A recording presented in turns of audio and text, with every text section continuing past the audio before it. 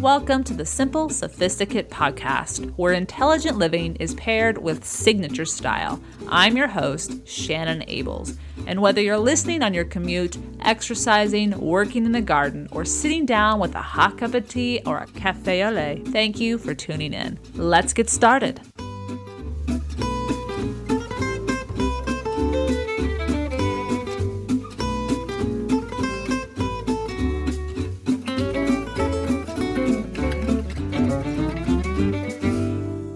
Welcome to 2018 and welcome to the 189th episode of the Simple Sophisticate podcast. I'm excited to start this new year off with the guest I have on the episode today. Jamie Cat Callan has just released a new book. Well, it will be released tomorrow, but we have her sitting down, having a chat from one coast to the next. She's on the East Coast, I'm on the West Coast, and we're talking about her new book, Parisian Charm School: French Secrets for Cultivating Love, Joy, and that certain je ne sais quoi.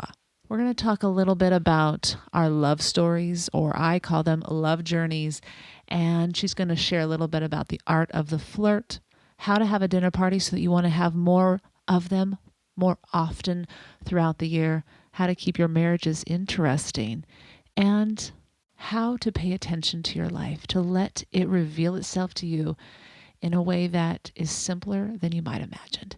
Now, before I get into the interview, be sure to stay tuned, because at the end of today's episode, I'm going to share with you an opportunity to win a fantastic giveaway. All right, let's get to my interview with Jamie Cat Callan. Stopping by the podcast today to kick off the new year is the author who brought us Bonjour Happiness, French Women Don't Sleep Alone, and now her new book, Parisian Charm School: French Secrets for Cultivating Love, Joy, and that certain je ne sais quoi. Jamie Cat Callan. Welcome to the Simple Sophisticate, Jamie. Well, thank you, Shannon. I'm so thrilled to be on your program. So happy that you're able to sit down and chat.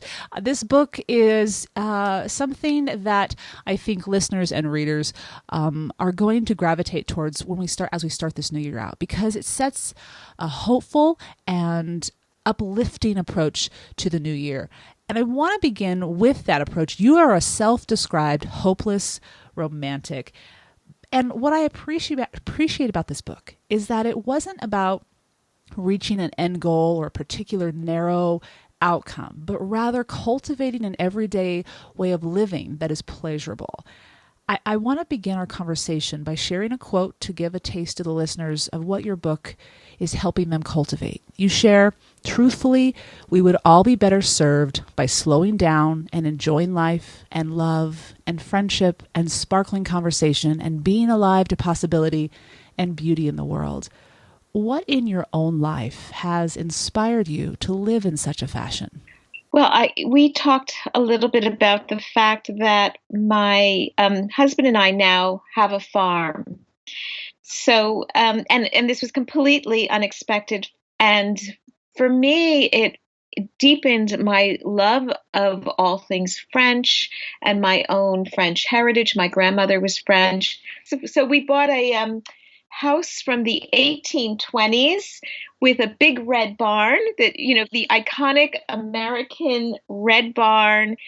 And we have an enormous garden and chickens and turkeys and apple trees, and we make our own hard sparkling apple cider. So it's a little bit of southern France right here in the Hudson Valley. That's wonderful. That's what I was just going to say. There's a lot of elements of the French culture that you're bringing in. What are some very specific ones that maybe right now, as we step into, we're right in the heart of winter, that you're going to be indulging in? Because right now the farm's really hibernating, right? You put it to bed. You're waiting for spring. What do you love about winter on a farm? Well, first, I feel like I'm really in touch with the changing of the seasons. And because the garden has its own rhythm.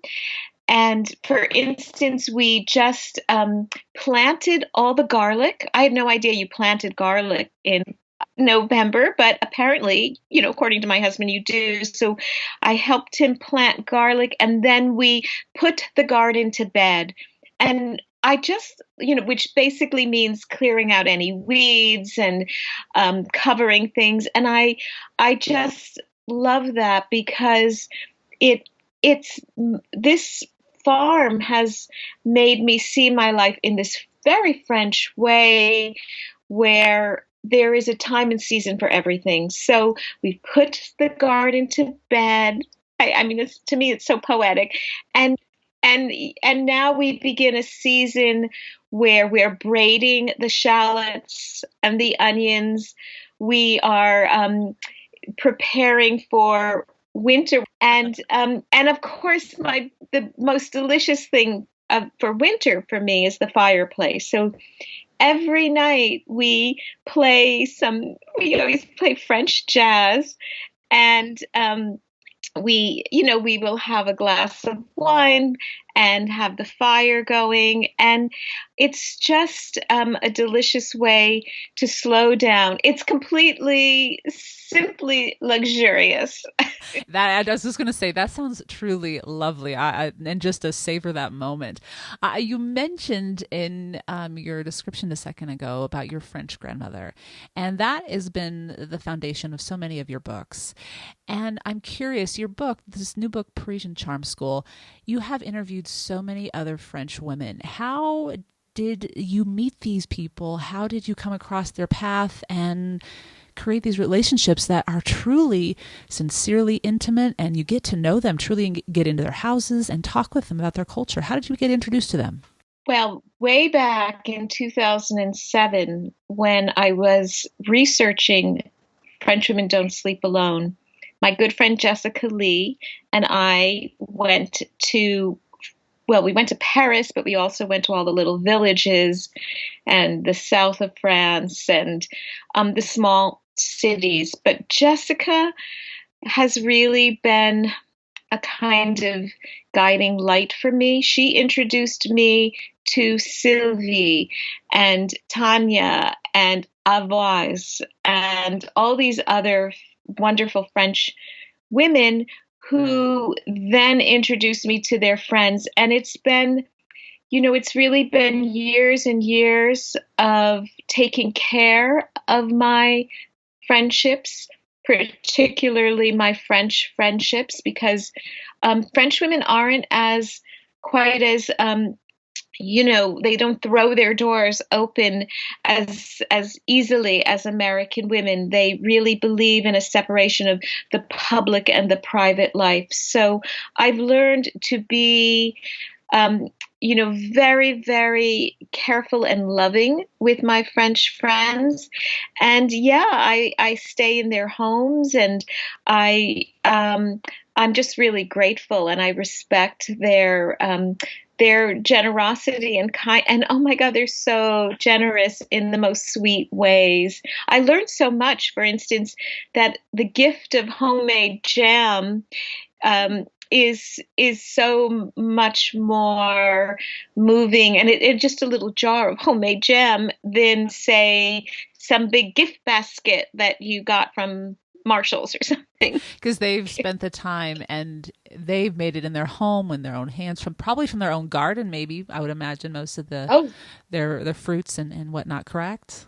absolutely, So it absolutely. means that much more. So it was a very organic connection that you've made, and as you said, you protected it and respected that Yes, gradual. it's been 10 years of growing friendships, and I go back to Paris once or twice a year, and I see all my French friends.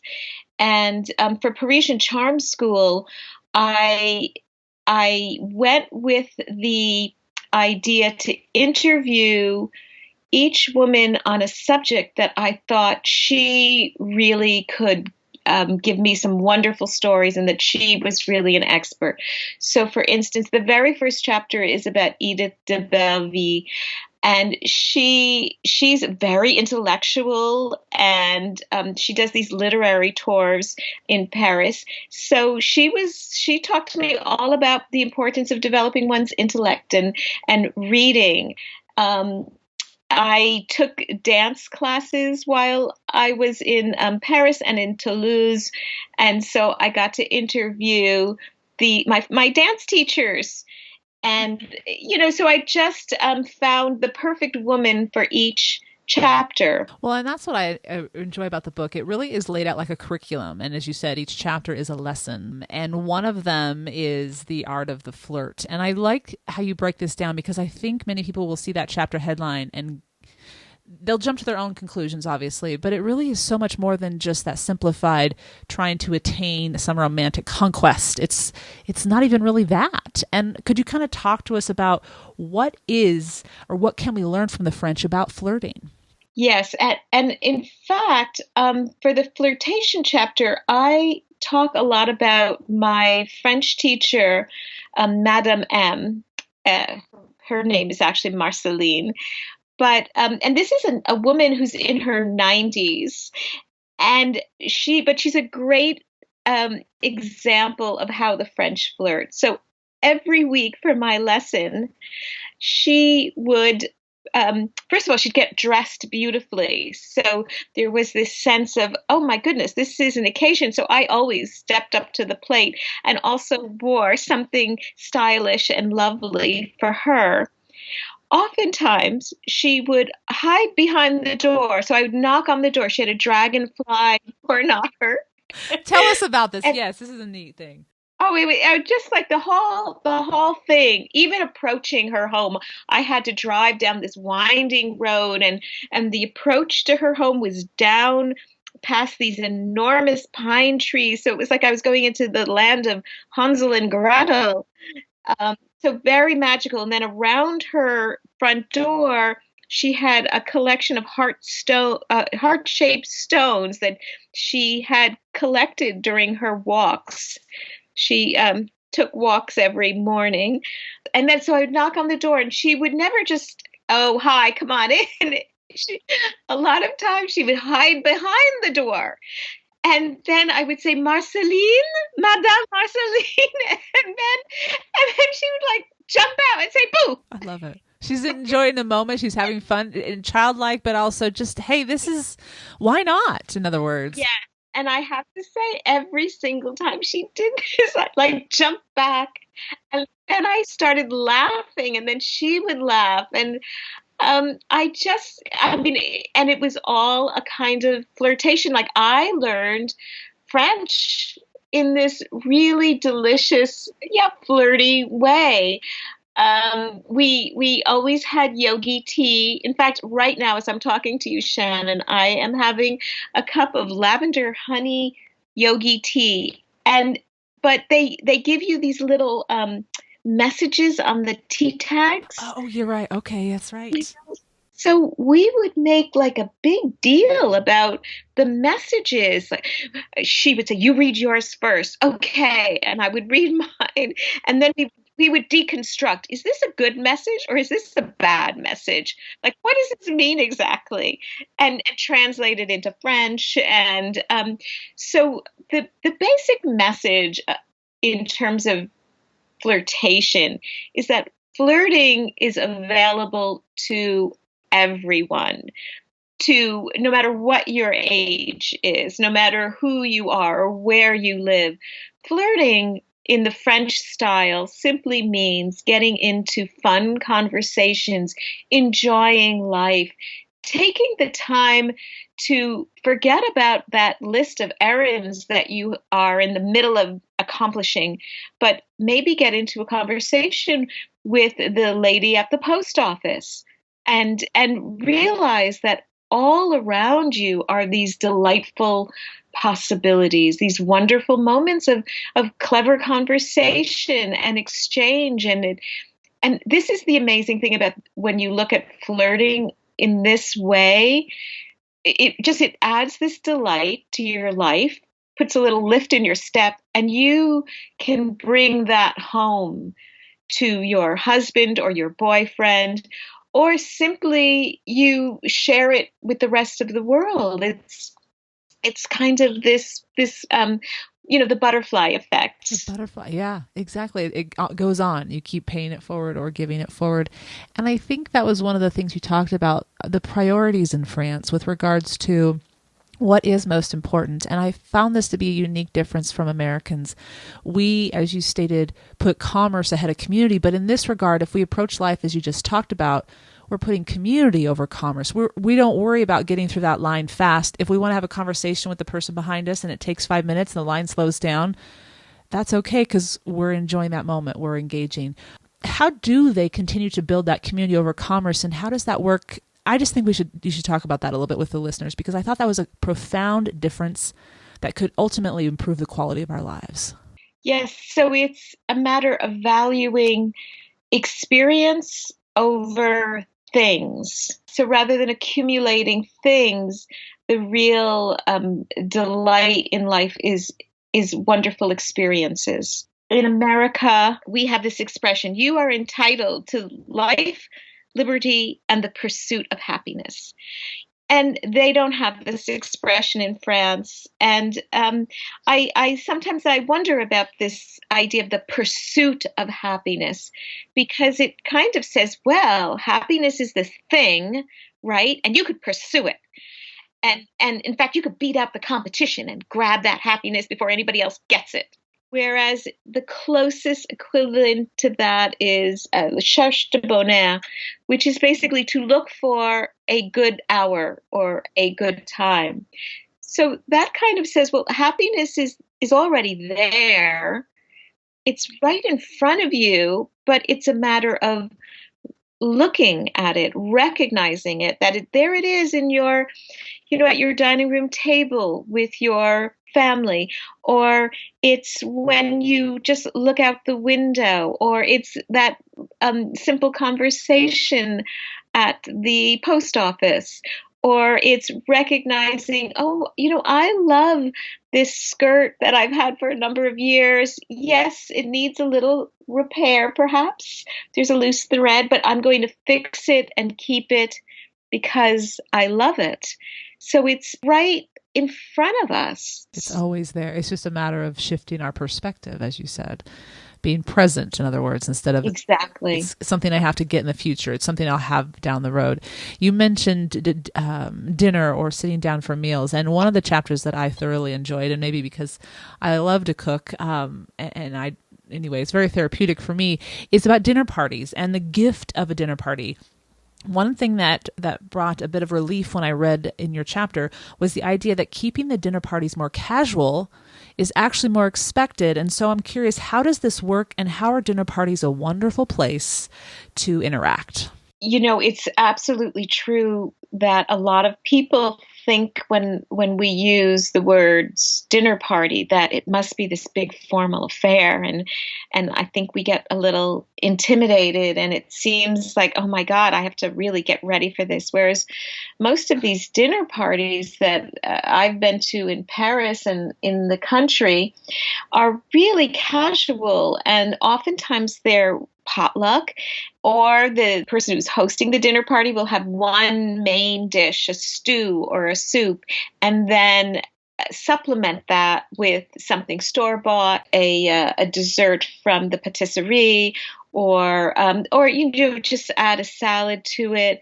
But it's not as complicated as one might imagine. And I think if you make it as simple and easy to do as possible, you're more likely to have more dinner parties and just kind of get used to it. But if you make it this big thing where you have to prepare for weeks, well, then you're not going to want to do it very often.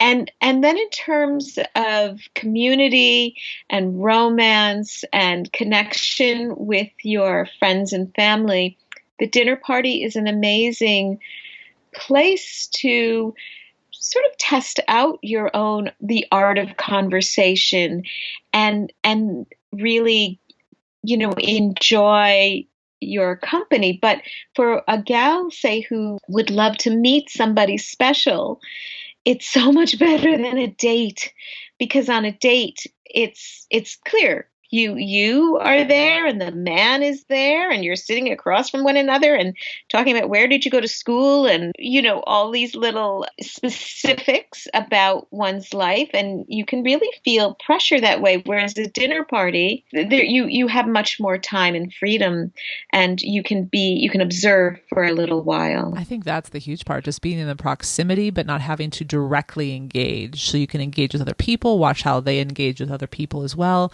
and just be around their energy, anyone's energy in that moment. Exactly. And I think they need to see us from afar. I think they're a little, in some ways, competitive spirits. And so if they see a woman that they think is quite lovely, but if she's talking with another man, he gets to observe her, and he can feel that a little bit of a sense of longing. Okay. Because longing and yearning are actually they're really important components to romance, that we can't just, it's like a wonderful meal. You don't want to immediately gobble it down. You want to take your time and really appreciate what's in front of you. Well, and you dive into that with regards to the three components of marriage, with regards to keeping that tension. And I think that's kind of what you're talking about here is you do want some tension. And we don't even mean that negative tension that we don't want to have, but more that tension of mystery, still intrigue. Is that what you're getting at? Exactly. And I think that that's one of the most important ways we can keep our marriages interesting and spicy, is not to become completely known. First of all, I don't think anyone is ever completely known. I think we're always changing and developing, and we're always mysterious. But I think if we, I don't know, start dressing just like our husbands, like, I have a thing about matching baseball caps. I don't think it's a good idea. I think, viva la différence. And I think that some of that tension, and it's a delicious tension, comes from the fact that men and women are different. And that maybe there is this little struggle where he wants us to be just like him, and we want the man to understand our nature, but this is never going to completely happen, and that is a great thing, because that's what keeps the relationship, the marriage, the romance dynamic and interesting.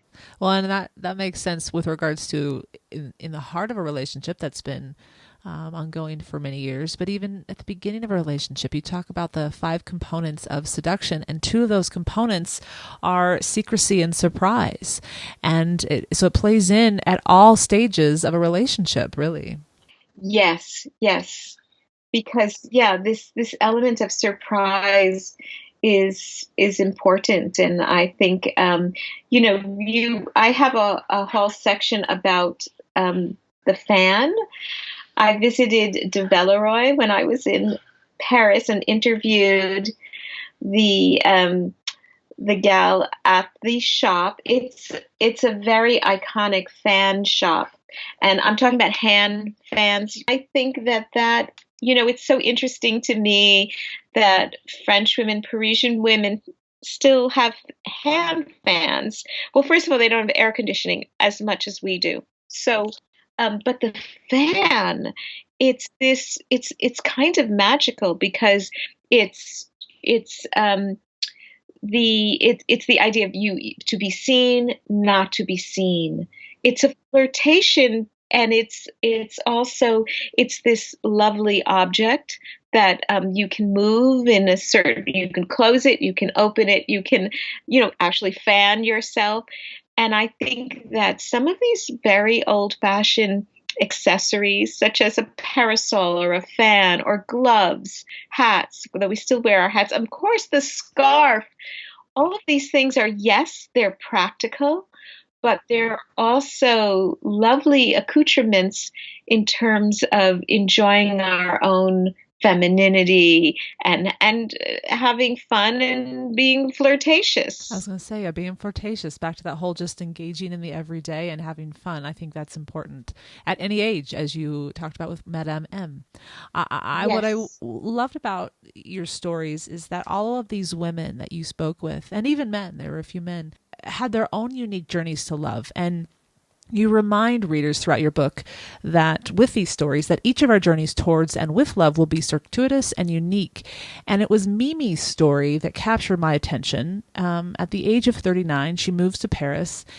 Could you tell us a little bit about her love journey and her quote, which I wrote down and have saved now? I think it's something to be reminded of. She says, "Be patient, but when the right time comes, it is always easy. When he's not right, it's not easy." Can you tell us a little bit about her journey and how she got to that life lesson? Yes, she has an amazing story, and she's a wonderful woman. She has a company called Belle Inspirations, and she leads tours. It's an online magazine, but she also leads tours in Paris, and particularly she knows all the flea markets, and that's what she did when she was living in America. She was in Florida, and she and her mother started a company where they, it collecting antiques and selling antiques in flea markets and that sort of thing. And she had this period of a few years where there was one terrible loss after another. So her fiance died suddenly. Her father died. And then a year later, her mother It's just died. heartbreaking. It's just, yeah. Heartbreaking and all at once. And so she, like so many women before her, went to Paris to heal a broken heart. And she certainly didn't expect to meet anybody. She just wanted to wander the streets and shop and sit in cafes and basically mourn this this terrible loss. But rather, she met a French man and he pursued her. She really was like, "No, I'm not here for that. I'm not thinking straight. Don't talk to me."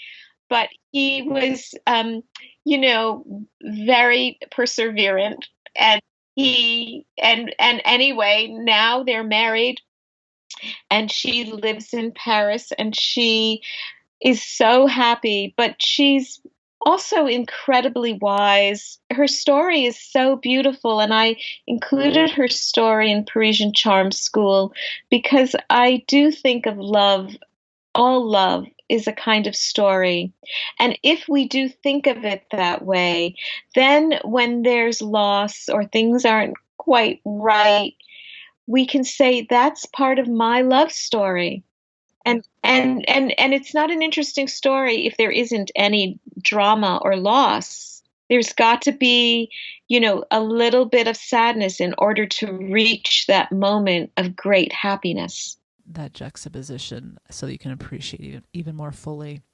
I I think that's something to keep in mind. I like how you shifted that perspective on our love journeys because so often, as you said, we want this very happy route to the destination or whatever destination, but along the way we can be lovely and happy, but we can also understand that those storms that we weather are for a purpose.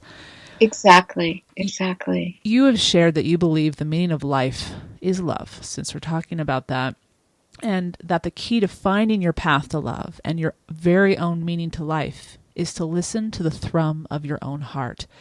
What advice do you have for recognizing this thrum of our own heart and then having the courage to follow it?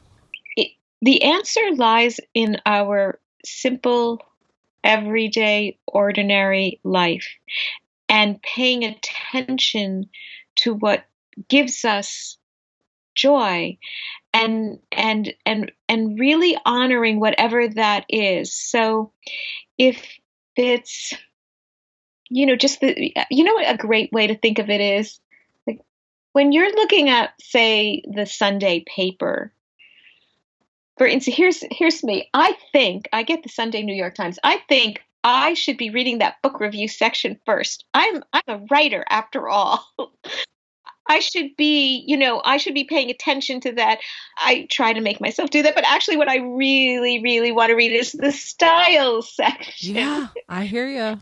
And for years and years, I would feel guilty about that. Like, why am I looking at fashion and styles? I'm supposed to be a serious writer.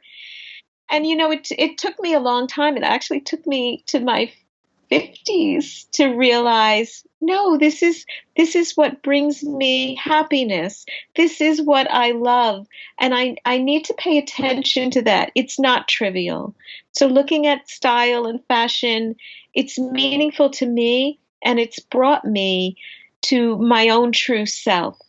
And so I'm not saying for your listeners that, oh, the answer to happiness is the Sunday New York Times style section.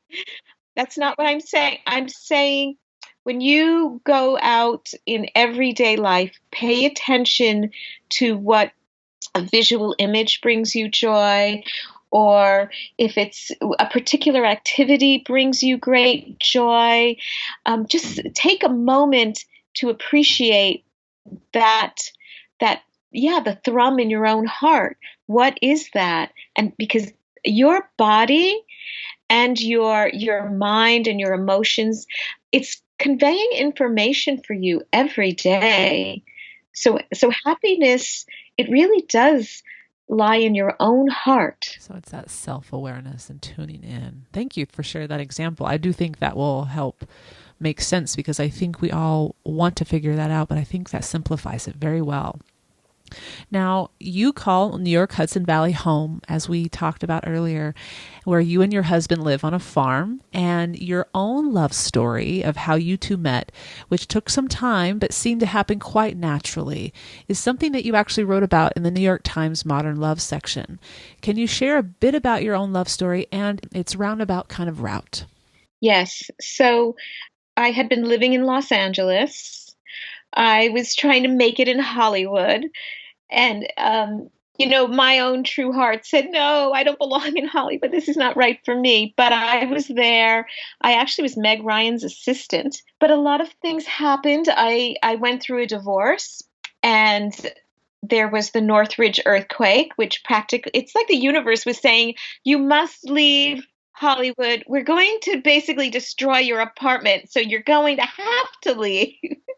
So finally, I listened, and my daughter, who was 10 years old at the time, and I moved back to Connecticut. The other thing is my mother had breast cancer. So the whole universe was saying, return to Connecticut.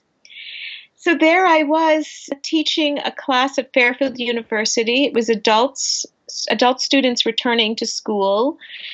And I had been writing on the blackboard, and I was just like Mimi. There would be no more romance in my life. I was 40. And at the time I thought, that's like 100 years old. I'm 40, so forget about romance, which now seems ridiculous. But then I was done. And I remember I turned around, and there was this man.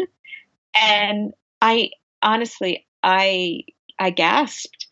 I just felt something, some connection, and it took years. We became friends. I would say, yeah, from 1990, we met in 1994. We became um, a couple in 1998, and we married in 2005. So it was a very slow, luxurious romance. I'm not sure if I would have recognized this this man of my dreams had I not gone through all that difficulty in Hollywood. I got back to Connecticut, and there was this Connecticut boy, and I think that was part of my love story, that I needed to go through that phase and return home to recognize and appreciate true love. Mm-hmm. Thank you for sharing your journey because, and as you're still on it, but just everyone's is going to be unique, and yours is quite beautiful. but it took time. And I think so much of us are in a rush, on a clock, on a timer. And if we would just enjoy where we are right now with the people we get to spend time with, I think we would find there's so many other beautiful things that can unfold. Yes. Yeah, I completely agree. So it's really about staying in the moment and appreciating what's right in front of you right now. Good advice. I have one last question for you, Jamie. As a guest of the Simple Sophisticate, you have the honors of sharing this week's petit plaisir, a simple everyday pleasure that you enjoy. What would be yours?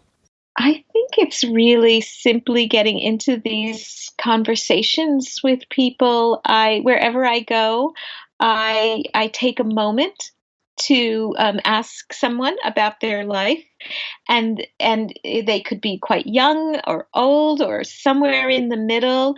And also, I particularly love talking to people who are very different from me, because I often find that there's surprising common ground with everyone you encounter when you reach out to them in an authentic, sincere way. So that's my petit plaisir.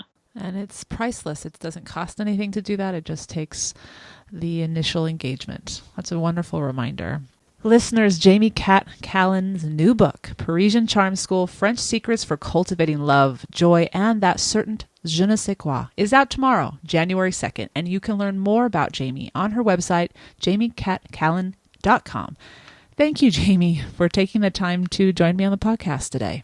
Thank you so much, Shannon. It was such a pleasure. And Happy New Year to everyone. Learn more about Jamie's new book, Parisian Charm School, on today's show notes, the simplyluxuriouslife.com/podcast 189. That's 189. And as promised, I want to talk to you a little bit about a giveaway you can enter for this week only. Enter to win a Finex cast iron skillet of your choice, size of your choice. There's 8, there's 10, there's 12-inch cast iron skillets, cast iron grills. Some of them have lids, but they're going to give away a skillet to a lucky Simply Luxurious reader or Simple Sophisticate listener. You just have to enter by Sunday, January 7th of this new year, 2018. And at random, a lucky winner will be drawn, and they will get to choose which cast iron skillet they want. Now, you may be wondering, okay, tell me a little bit about Finex. Well, I absolutely will. And I'm really excited that I partnered with them because as an Oregonian, they are also from Oregon. They are from Portland, and it's all about versatility. These are sturdy pans. It's a workout. If you had 2 of them in each hand, it's going to make sure that you get a good workout. They are sturdy. They're going to last. You can cook your eggs in the morning, which is something that I have done over this past weekend, as I love my eggs for breakfast. But you can also cook your steaks and your salmons and your pies and your cornbread, all the things that you would cook in a traditional cast iron skillet. This skillet will do that. And if you add a lid, you can braise and steam and all that other those wonderful things. The handle as well is very easy to grip. It has coils on it, as you'll see in the pictures online on the show notes. It just has that unique octagon shape, which is definitely tells you it's a Finex. And it's a non-stick performing skillet. It's a value between $100 to $270. You get to choose which one you want.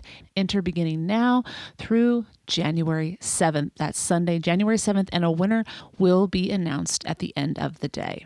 So where do you enter? Simply go to the show notes, the simplyluxuriouslife.com/podcast 189, and it'll have a link to the giveaway page, or you can go directly to the giveaway page, which would be the simplyluxuriouslife.com/Finex giveaway. That's FINEX giveaway. And you can enter right there and see many more pictures and get more details as well. Last but not least, it is the first day of the year. And I have also written a blog post to kick off the new year. So if you're interested in a little bit more inspiration than you've already had, which has been beautiful and delicious. I love the adjective that Jamie kept using throughout our interview because it truly is about savoring life. Not just our food, but our everyday lives, our relationships, how we go about our days. And this post is something that will hopefully bring you inspiration as you start off on this fresh new year. And you can visit that post at thesimplyluxuriouslife.com/New Year 2018. Thank you for tuning in on this first day of the year, and I wish you an auspicious start.